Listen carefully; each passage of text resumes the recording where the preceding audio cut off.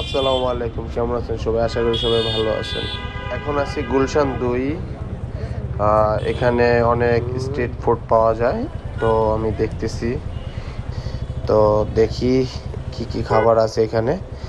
আমি মূলত একটা শর্মা খুঁজতেছি। পাশের রুটি আবার একটা সাদিক এগ্রো আছে, ওইখানে শর্মাগুলা মজা, কিন্তু কীরকম একটা যেন স্মেল আসে। আমার স্মেলটা তেমন একটা ভালো লাগে না। আমি অলরেডি 2 থেকে 3 বার খেয়েছি। একটু সাইড দিবেন প্লিজ। ওই যে এখানে চিপস বিক্রি করতেছে, চিপসের ভিতরে আর কি কি দিয়ে যেন বিক্রি করে, গাড়িতে করে লাখ টাকার গাড়িতে চিপস বিক্রি করতেছে। অবশ্য ব্যবসা করতেছে উনি, ভালো বিষয়। এখানে দই ফুচকা পাওয়া যায়, এটাও খেয়েছি, দই ফুচকাটা অনেক মজা।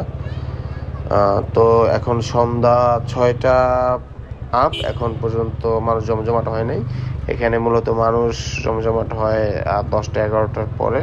আমার জানা মতো আমি 10টা-11টার দিকে যখন আসছি, তখন এসে দেখছি যে প্রচণ্ড পরিমাণ ভিড়। বাইক নিয়ে ঢোকা তো দূরের কথা, এই পর্যন্ত হেঁটে যাওয়া কষ্টসাধ্য হয়ে পড়ে।